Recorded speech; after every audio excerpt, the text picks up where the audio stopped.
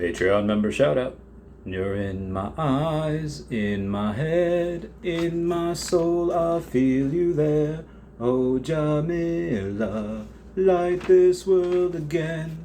Whoa, all my nights, every day, I've been calling out your name. Hey guys, how's it going? It is I, the real Randy Chavez. I'm coming at you today with a Veve Omi update video. Guys, if you're new, welcome. If you're not, welcome back. I love y'all. Everyone say hello to Dashi. Hello, Dashi. There is a little bit to go over, and I forgot my phone. I have stuff on there. I'll BRB. I guess Earth 2 as well. This is what we're starting with. So, Shane has been very, very bullish on Earth 2 project in general. In essence, in general, we will have one exchange starting in Q3. And that will be the first of how many? I don't know. I'd imagine at some point, because it's a metaverse token, it is the largest one. I mean, there's no other one that has a map of Earth to Earth, of one-to-one of Earth. I've also been getting a lot of bids recently, specifically on South Africa and on Jerusalem. Those tiles are the ones that, for whatever reason, people seem to want to bid. They are class 1, they are tier 1, and they're on fire right now.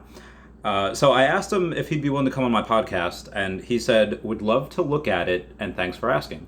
I'm hoping once the white paper is published and Essence is launched, or leading up to it, I will have more time to focus on the more enjoyable things. So that should be relatively soon. Again, Essence doesn't necessarily need to be on exchanges before it's launched. Like, we obviously have utility right now as far as it being able to go and craft jewels with and buy mentars with. I don't know why you would use your Essence to buy mentars, but you have that option in case you want it. Freedom of choice, I guess. Speaking of freedom of choice, Elon just bought Twitter, so comment down below if you really like that. Also comment below if you like Base Hunter. The song was Camilla. So outside of that, there is a couple of other things a-brewing. There was a Twitter Spaces last night where Mr. Pags was speaking. I will be interviewing him tonight, 8 p.m. Eastern Standard Time, so definitely come check that out. But some other things we have to go over as well, considering Veve. There's a guy by the name of Dan Cockerton, who's the founder at digitalaccountancy.com and Digital Accountancy Show. And he says the world of AR and NFTs is very exciting. There are hundreds of use cases for NFTs, building communities like Bored Ape Yacht Club, digital art like Beeple, which sold for $69 million. Everyone comment nice down below for 69. Digital collectibles, such as a Comey. Publishing events, gaming, the list is endless. I love to see a Comey mixed in there with Beeple and Bored Ape Yacht Club. He says one of his favorites, and he spells favorite with the O-U, so I think he's across the pond. I think he's in the UK. One of his favorites is a Comey. Digital collectibles from world-renowned brands such as Walt Disney Company, Marvel Entertainment, DC Comics, DreamWorks Animation, the Coca-Cola Company, and many, many more. Now, utility is coming. Buying a 007 NFT got you a cinema ticket. A Disney NFT got you a Disney Plus membership. But what I'm really excited about is using these NFTs to play games and find new worlds via AR. The future is cool, and he shows a picture or a video of him driving his DeLorean time machine. Hashtag everyone. David Yu had actually responded, and his response is legit, saying, have you tried 88 miles per hour? Warning, you may go back in time or lose the time machine altogether. Please think before you do this. Mary, Mother of the Lord. If this isn't, like, that could just be a reference for Back to the Future. For those of you that don't know, that haven't seen the movie, or haven't seen it in a while, he needs to go, the car needs to go 88 miles an hour in order for you to go, to do the time travel. I don't know if he was just referencing that, or if he was saying you might go back in time or lose the time machine altogether. Could this be the first hint at burning? I don't know how. I don't know how that is going to work at all, going back in time or losing the time machine. But David Yu, every time he gives us a crumb, it leads us to more questions. So comment down below your favorite theory about that. As far as Veve utility or NFT utility, there is a Storm Secret Rare, number 82. It is either the only or the cheapest sub 100 Secret Rare Storm on there. It's listed at $2,500, which again is the cheapest sub 100 on there by a long shot. If anyone buys that, they will get a 1 hour private video call with me to ask me about whatever, do whatever. Same thing with the ultra rare Ben Riley. It's listed at $3,500 now. That was the floor by the time when I uploaded it, submitted it for sale. I don't know if it still is. But same thing, if you buy that, show me proof, and then you get a 1 hour video call. You could buy both and get 2 hours. You know, if you buy both, I'll give you 3 hours for that. So outside of that, we do we have a lot more stuff. One of the things was yesterday when I was interviewing Dan Lee, and he had changed his prediction. He thought we might be about 5 cents this year. He changed it to about 1 cent. 1 cent by the end of this year, which is still roughly a 4x from right now, so it's not that bad. But I'm obviously a little more bullish, and I think about what his prediction was. Considering that we only get the first iteration of VeVeVerse this year, which I still believe we are, many people don't, I feel that it will have a... I think that's about right. Like 3 to 5 cents, 4 to 5 cents, around there is probably fair, considering that the markets probably aren't doing so hot right now. And you want to know how I know they're not doing hot at all? Because it is 13 pounds it is $13 for 1 pound of turkey. And this is not even boar's head. That is like the store-owned ShopRite deli meat. Inflation is like a mother flapper just slapping you in the face. Yeah, so despite the overall market craziness and inflation going through the roof, yeah, I'm still very bullish on it by the end of the year. But again, that's just my opinion.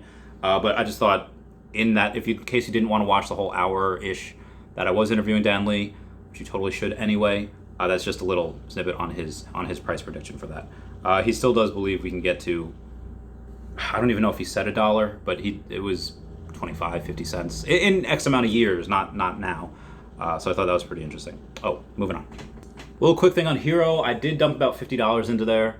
I continue to think that it is pretty ridiculously cheap that the first DC NFT cards on the blockchain are going for $1. So I bought some. I've got like 40 of them, give or take. Pretty bullish on the project. Mm-hmm. I was going to announce this in May, because that's when the podcast is. I'll announce it now. I'll make an official announcement on Twitter in May.